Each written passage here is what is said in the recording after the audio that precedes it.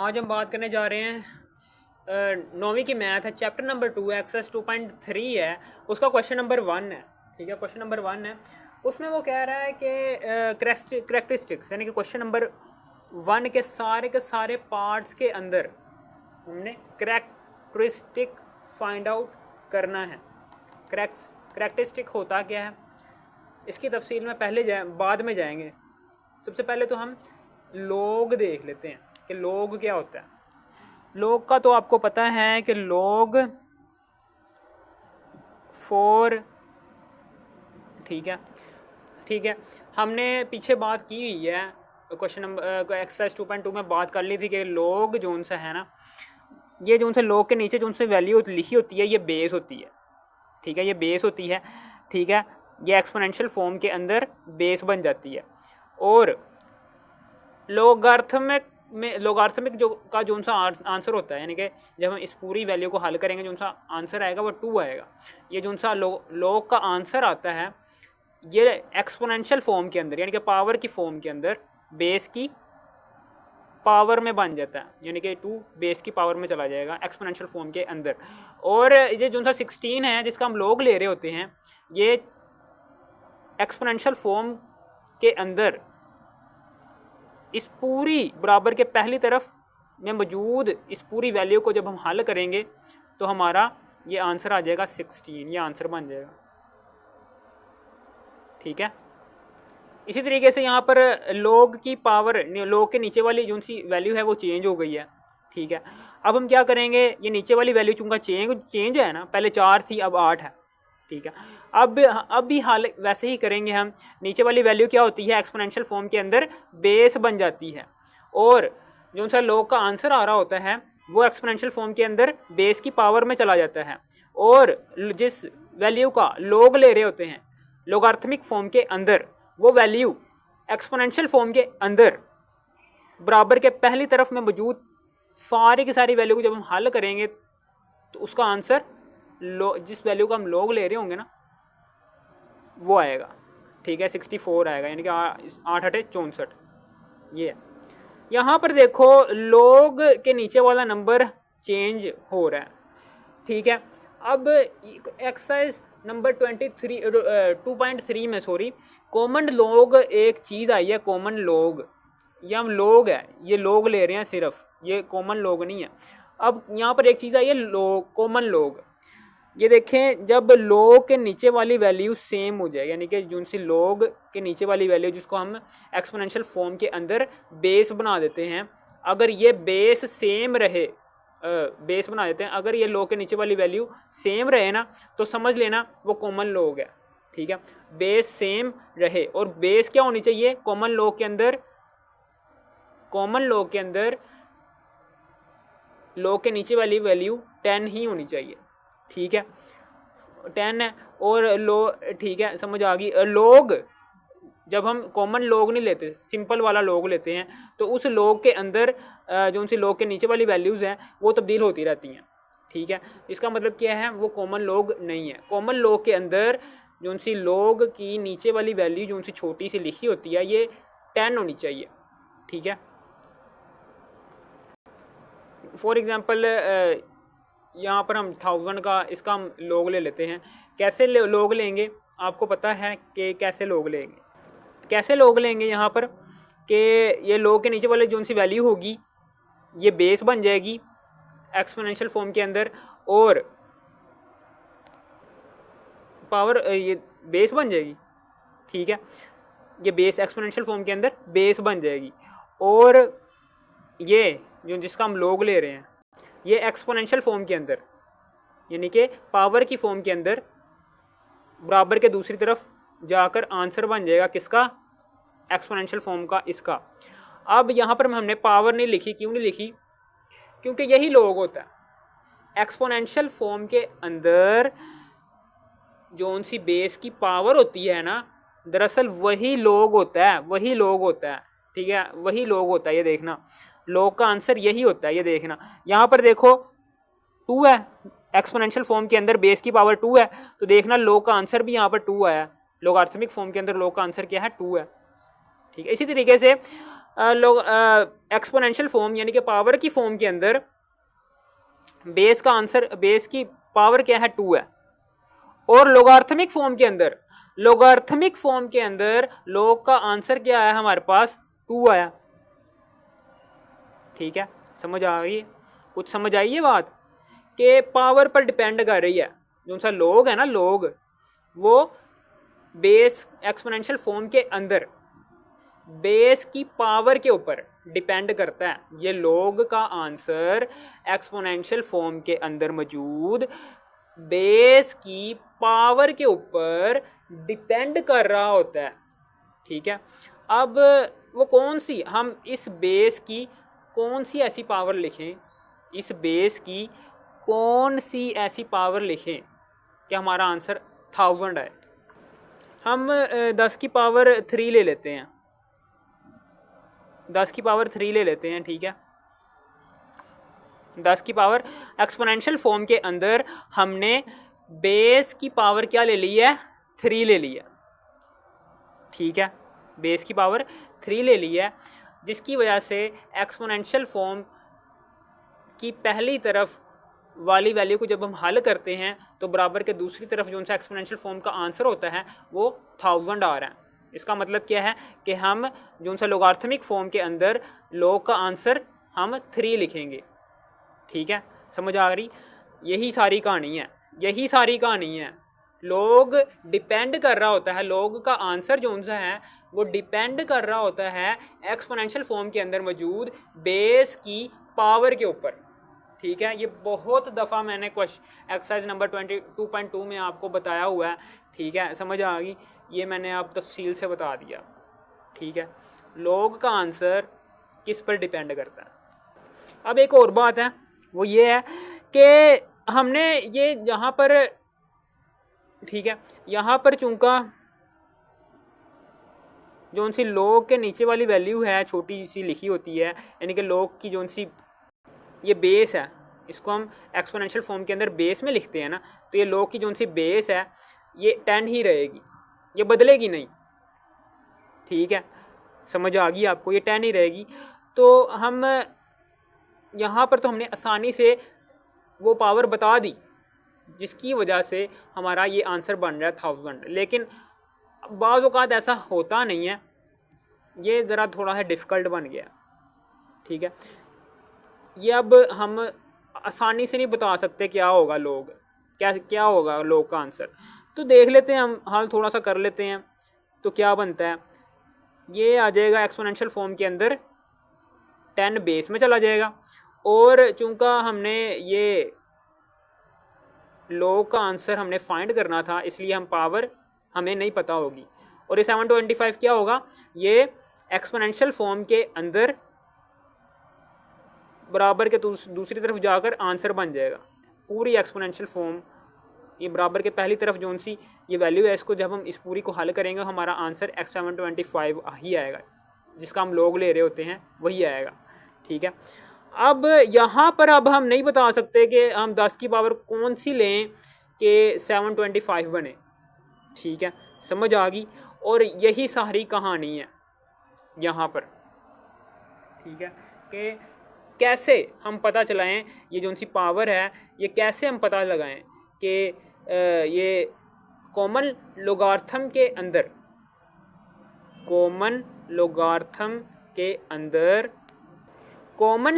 के अंदर एक तरफ तो हमने पावर का अंदाज़ा लगा लिया कि पावर ये है, लेकिन अब हम आसानी से अंदाज़ा नहीं लगा सकते कि 10 की पावर कौन सी लें कि 725 बने। जाहिर सी बात है, जब हमें 10 की पावर का पता चल जाएगा, बेस की पावर का पता चल जाएगा, एक्सपोनेंशियल फॉर्म के अंदर जो सी बेस है उसकी पावर का पता चल जाएगा, तो लॉग का भी आंसर आ जाएगा।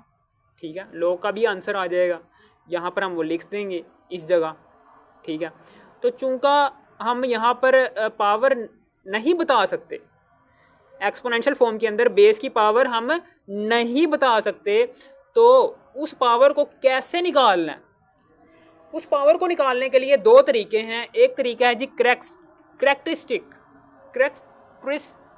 करैक्टरिस्टिक मेथड, और दूसरा तरीका है मैंटीसा, MENTESA मैंटीसा मेथड। ये हम आगे पढ़ेंगे। क्वेश्चन नंबर 1 में हमने सिर्फ कैरेक्टरिस्टिक मेथड पढ़ना है, ठीक है, समझ आ गई आपको। अब ये कैरेक्टरिस्टिक मेथड होता क्या? कैरेक्टरिस्टिक मेथड, कैरेक्टरिस्टिक जो सा वर्ड है ये लफ्ज़ कैरेक्टर से निकला है, कैरेक्टर, ठीक है, कैरेक्टर आपको याद हो गया ना वर्ड, तो इसका मतलब कैरेक्टरिस्टिक, ये वर्ड भी आपको याद हो गया। अब कैरेक्टरिस्टिक मेथड में होता गया है, अगर आपको दिया गया नंबर जो सा है वो 1 से बड़ा होगा तो हम क्या करेंगे, फॉर एग्जांपल यहीं से कोई 1 से बड़ा नंबर उठा लेते हैं। फॉर एग्जांपल 5287 हमने उठा लिया है, ये 5287 हमने लिख दिया यहाँ पर, ठीक है।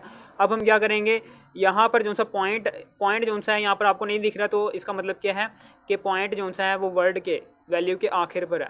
हम क्या करेंगे, इस पॉइंट से पहले वाली जितनी भी रकमें हैं, पॉइंट से पहले वाली जितनी भी रकमें हैं उसको हम काउंट कर लेंगे। कितना है, काउंट कर लिया, 4 है तो 4 लिख देंगे यहाँ पर, ठीक है। और फिर उसके बाद इस पॉइंट के बाद वाली वैल्यू कितनी है वो नंबर हम नीचे लिखेंगे और उसको माइनस कर देंगे 1 से, और हमारे पास इस 5287 का कैरेक्टरिस्टिक आ गया, ठीक है। इस तरह से कैरेक्टरिस्टिक आप निकाल सकते हैं, ठीक है, समझ आ गई आपको। इसी तरीके से जब आपको दिया गया नंबर 1 से छोटा हो तो इसका हम कैरेक्टरिस्टिक कैसे निकालेंगे। सबसे पहले तो हम वो नंबर देख लेते हैं। फॉर एग्जांपल हम ये वाला नंबर ले लेते हैं, कोई सा भी एक नंबर 0.00032 ये ले लेते हैं। तो अब हम क्या करेंगे, इसका कैरेक्टरिस्टिक कैसे निकालेंगे, हमने पॉइंट और पहली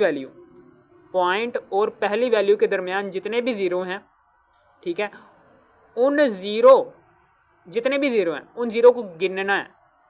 1 2 3 ज़ीरो हैं तो 3 को हम नीचे लिख देंगे। कैरेक्टरिस्टिक मेथड जब हम निकालेंगे इसका 3 नीचे लिखेंगे और इसको प्लस कर देंगे 1 से, ठीक है, और इस पूरे को ब्रैकेट में बंद करके माइनस कर देंगे, ठीक है। 3 और 1 4 होता है और बाहर माइनस का माइनस। अब इस माइनस को हम लिखते नहीं हैं, इसके ऊपर हम बार लगा देते हैं। इसका मतलब क्या है, -4। बार क्यों लगाया हमने ये मैं आपको आगे बताऊंगा। अब इसका एक और भी तरीका है आसान सा, वो ये है कि इस कैरेक्टरिस्टिक मेथड निकालने का कि इस पॉइंट को हम साइंटिफिक नोटेशन में कन्वर्ट कर दो। ये जो सी हैं ये स्टैंडर्ड नोटेशन है ना, इसको हमने साइंटिफिक नोटेशन में कन्वर्ट करना है। तो हम कैसे करेंगे, इस पॉइंट को पहली रकम के बाद ले आएंगे 5.287 और साइंटिफिक नोटेशन में हमने हमेशा 10 की पावर मल्टीप्लाई होती है। तो पावर क्या आएगी हमारे पास कि जितने ये पॉइंट जितने नंबर पार करके गया है वो वैल्यू ऊपर आ जाएगी। कितने नंबर पार करके गया, 1 2 3 और पहली रकम के बाद आ गया तो 3 ऊपर आ गया। और ये पॉजिटिव आएगा ना, क्योंकि हमें जो सा दिया गया नंबर है वो 1 से बड़ा है, इसलिए 10 की पावर पॉजिटिव आएगी। अब ये देखिए 10 की पावर में जो सा नंबर है वो 3 है और जो सा हमने यहाँ पर कैरेक्टरिस्टिक निकाला है वो भी 3 है। इस तरीके से भी आप कैरेक्टरिस्टिक फाइंड आउट कर सकते हैं। यहाँ पर भी हम यही तरीका इस्तेमाल करेंगे साइंटिफिक नोटेशन वाला। इस पॉइंट को पहली रकम के बाद ले जाएंगे यानी कि 3.2 और ये पॉइंट कितनी रकमें पार करके गया इसको ठीक है, वो 10 की पावर में चला जाएगा। 1 2 3 4 रकमें पार करके गया तो 4 लिख देंगे। अब ये जो सी हमें दी गई वैल्यू है ये 1 से छोटी है तो इसलिए 10 की पावर माइनस में आएगा। अब 10 की पावर में जो सा नंबर आ रहा है वो -4 आ रहा है और हमने जो सा इस नंबर का कैरेक्टरिस्टिक मेथड से वैल्यू निकाली है वो भी -4 ही आ रही है, ठीक है, समझ आया। इस तरीके से अभी हम साइंटिफिक नोटेशन के ज़रिए भी हम कैरेक्टरिस्टिक मेथड की वैल्यू निकाल सकते हैं, ठीक है, समझ आ गई। लेकिन बुक में जो सा तरीका दिया हुआ है वो ये दिया हुआ है, इसलिए हम यही इस्तेमाल करेंगे, ना कि साइंटिफिक नोटेशन के ज़रिए हम कैरेक्टरिस्टिक मेथड किसी भी नंबर का फाइंड आउट करें, ठीक है। क्यों वो ऐसा नहीं हम कर सकते क्योंकि बुक में ये तरीका दिया गया, हम ये वाला तरीका इस्तेमाल करेंगे, ये वाला। अब कैरेक्टरिस्टिक मेथड के ज़रिए फाइंड आउट करी जाओ, कैरेक्टरिस्टिक मेथड के ज़रिए कैरेक्टरिस्टिक निकाली जाओ, इन नंबर्स के कैरेक्टरिस्टिक निकाली जाओ। कैसे निकालेंगे, यहाँ पर पॉइंट है, पॉइंट आखिर में है ना, तो पॉइंट के बाद जितने भी नंबर हैं, सबसे पहले तो ये नंबर देख लो 1 से बड़ा है, 1 से बड़ा है, और इसमें पॉइंट कहाँ पर आ रहा है, यहाँ पर आ रहा है एंड पर। तो पॉइंट के पहले जितने भी नंबर हैं, ठीक है, उनको कैलकुलेट, उनको गिन लो, 1 2 3 4, और 4 नीचे लिख लो, ठीक है, और उसमें प्लस कर दो 1। ये लो जी, आपका करैक्टरिस्टिक आ गया 5। इसी तरीके से यहाँ पर भी यही है कि इस पॉइंट, ये नंबर जो सा है ये 1 से छोटा है, 1 से छोटा है, तो हम क्या करेंगे, इस पॉइंट और पहली वैल्यू के दरमियान 0 को काउंट करेंगे। 0 क्या है, हमारे पास 1 है, ठीक है। और अब इधर माइनस करना था, मैंने प्लस कर दिया, इधर हमने माइनस करना था क्योंकि ये वैल्यू जो सी है ये 1 से बड़ी है, ठीक है, समझ आ गई। और 4 को माइनस करेंगे 3, और 4 को माइनस करेंगे 1, तो 3 आंसर आ जाएगा। इसी तरीके से यहाँ पर इसको हम प्लस कर देंगे 1 में, और इस पूरे का आंसर क्या आएगा, इस पूरे को हम माइनस से मल्टीप्लाई कर देंगे, ठीक है। अब 1 + 1 क्या होता है, 2, और माइनस वैसे का वैसे। अब इसको -2 को हम 2 की पावर 2 बार भी लिख सकते हैं। इसी तरीके से आगे ये भी वैल्यू 1 से छोटी है, तो हम क्या करेंगे, पॉइंट और पहली वैल्यू के दरमियान 0 को काउंट करेंगे, 1 2 3 4, और इस 4 को नीचे लिखेंगे। ये लो जी, नीचे लिख दिया, नीचे लिखेंगे, ठीक है, इस 4 को नीचे लिखेंगे, और फिर उसके बाद यहाँ पर अब चूँकि ये 1 से छोटा नंबर है ना, तो प्लस करेंगे 1 से, ठीक है, और इस पूरे को ब्रैकेट में बंद करके माइनस से मल्टीप्लाई कर देंगे, ठीक है। तो 4 5, ये लो जी, 4 और 1 5 होता है, और माइनस वैसे का वैसे ही, ठीक है, समझ आ गई। यानी कि हमारे पास 5 बार आंसर आ गया। इसी तरीके से आगे यहाँ पर भी यही है कि पॉइंट जो ये पहले 1 से बड़ा नंबर है, तो हम क्या करेंगे, पॉइंट से पहले वाली रकमों को काउंट कर लेंगे। वो कितनी है, 2 हैं, और इसमें माइनस कर देंगे 1, ठीक है। 2 में से 1 गया 1, ये एक करैक्टरिस्टिक आ गया 59.28 का, ठीक है। इसी तरीके से ये भी 1 से बड़ी रकम है, तो हम क्या करेंगे, पॉइंट से पहले वाली रकमें जो सी हैं उसको काउंट कर लेंगे, पॉइंट से पहले वाली रकमों को काउंट कर लेंगे। 1 2 3, 3 नीचे आ गया, और इसमें माइनस कर देंगे 1, ठीक है। 3 में से 1 गया 2 आ गया, ये दो करैक्टरिस्टिक आ गया 234.7 का। इसी तरीके से यहाँ पर भी यही है कि पॉइंट जो सा हमें नहीं दिख रहा, तो इसका मतलब क्या है कि पॉइंट इस वैल्यू के बिल्कुल आखिर पर है इधर। तो इस पॉइंट को हम क्या करेंगे, इस पॉइंट से पहले जितनी भी वैल्यूज़ हैं उसको हम काउंट करेंगे, क्योंकि ये जो सा वैल्यू हमें दी हुई है ये 1 से बड़ी है। तो पॉइंट के बाद वाली रकमों को काउंट किया, 1 2 3 4 5 6 हैं, तो उस 6 को माइनस कर देंगे 1 पर। 6 में से माइनस किया 1, तो 5 आ गया। इसका मतलब क्या है, ये 5 करैक्टरिस्टिक नंबर है किसका, 1,45,000 का। इस तरीके से हम करैक्टरिस्टिक मेथड को यूज़ करके किसी भी नंबर का, किसी भी वैल्यू का इजीली करैक्टरिस्टिक फाइंड आउट कर सकते हैं, ठीक है, समझ आ गई आपको। अगर आपने एक्सरसाइज नंबर 2.3 के बाकी पार्ट्स देखने हैं, तो आपने इसी वीडियो के टाइटल पर क्लिक करना है। इसी वीडियो के टाइटल पर क्लिक करने के बाद इसी वीडियो के डिस्क्रिप्शन में जाने के बाद एक्सरसाइज 2.3 के बाकी पार्ट्स भी लेने हैं। अगर आपको इस वीडियो की तरह से भी थोड़ी सी भी समझ आ गई, इस वीडियो को तो लाइक और सब्सक्राइब और शेयर भी कर देना। Thanks for watching me.